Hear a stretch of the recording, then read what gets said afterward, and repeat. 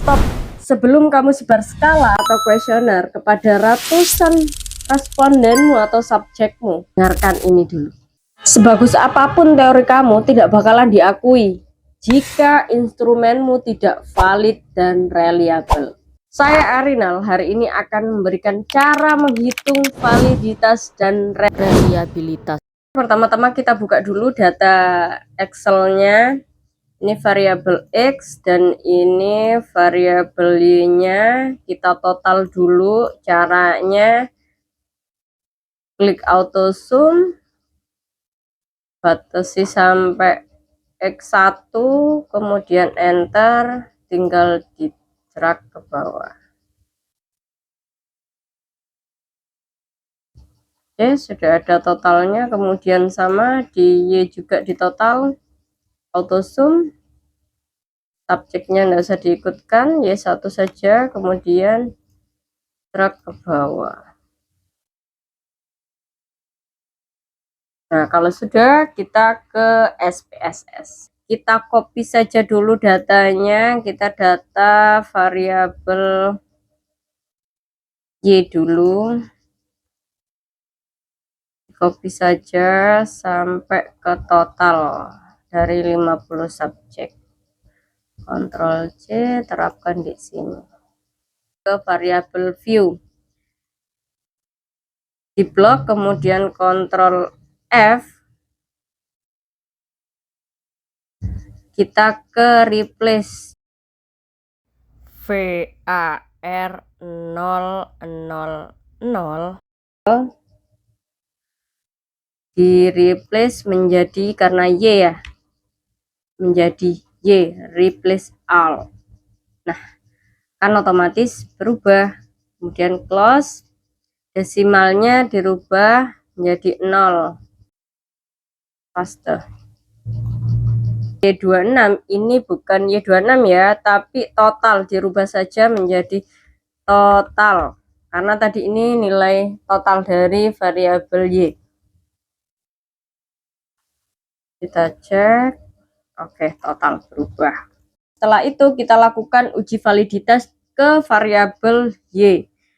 Klik menu analyze, kemudian cari correlate, diklik ke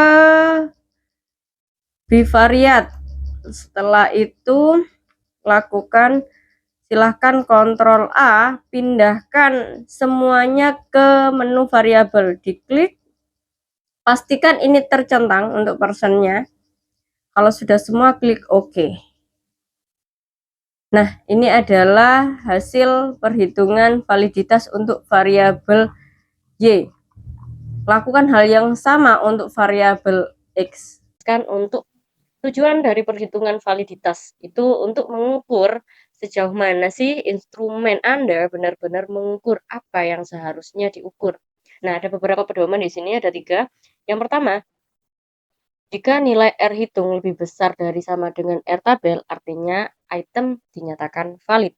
Yang kedua, jika nilai SIG kurang dari 0,05, artinya item juga valid. Nah, menurut Azwar tahun 2003, korelasi item total yang mana lebih dari sama dengan 0,30 itu juga berarti item dinyatakan valid. Yang pertama, nilai R hitung lebih besar dari R tabel. Bagaimana kita melihat R hitung dari hasil perhitungan SPSS tadi? Saya sudah copy hasilnya tadi di sini. Jadi ada 2 luaran, total di sebelah kanan dan total juga ada di bawah. Apakah sama? Sama. Tabel person correlation. Jadi ini semua adalah R hitung dari masing-masing item. Kemudian setelah kita mengantongi data ini, kita pastikan ke R tabel. R tabel juga bisa di-download di Google. Saya sudah ada. Tadi untuk melihat R tabel, kita lihat N-nya. N di sini subjek yang kita gunakan, responden yang kita gunakan itu 50 responden atau 50 subjek. Kita langsung ke angka 50. Di mana tarafnya pakai taraf 5% dan nilainya 0,279. Nah, R hitungnya sudah saya masukkan ke tabel ini untuk memudahkan, dan tadi R tabelnya sekian, artinya R hitung dari item nomor 1 0,701 lebih besar dari 0,279, item tersebut dinyatakan valid, dan sampai ke bawah, sampai 25 item.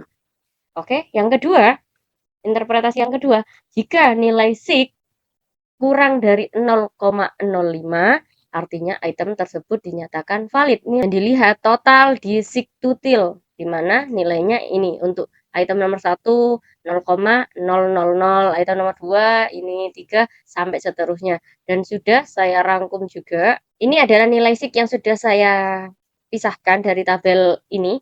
Jadinya item nomor 1 memiliki SIG sebesar 0,000, di mana pedomannya harus kurang dari 0,05. Di sini nilai SIG itu kurang dari 0,5 sampai ke bawah. Seluruh item saya dari 25 item valid. Nah, kalau dilihat dari kriteria nomor 3 miliknya Azwar, kalau korelasi item lebih dari sama dengan 0,30, artinya item tersebut juga dikatakan valid.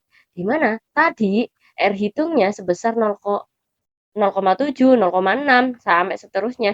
Di sini tidak ada yang kurang dari 0,30. Artinya item saya juga valid. Karena skala saya sudah valid semua, makanya lanjut ke reliabilitas. Dan reliabilitas hanya dihitung skala yang valid saja ya. Kita klik menu analyze, kemudian ke scale, kemudian klik reliabilitas analyze. Nah, di sini hanya item yang valid saja ya yang dipindah ke menu item. Karena item saya seluruhnya valid, bisa dikontrol A, tetapi totalnya tidak usah diikutkan. Sudah klik statistik, centang yang scale lift item delete, kemudian continue, dan modelnya pastikan di situ alpha. Kalau sudah alpha, klik OK. Ini adalah hasil uji reliabilitas skala saya. Nah, untuk interpretasinya kita pindah dulu. Reliabilitas artinya melihat sejauh mana alat ukur itu dapat dipercaya. Nah, tinggi rendahnya reliabilitas ditunjukkan oleh angka koefisien reliabilitas atau disimbolkan sebagai RXX. Kalau di SPSS biasanya melihat angka comeback alpanya.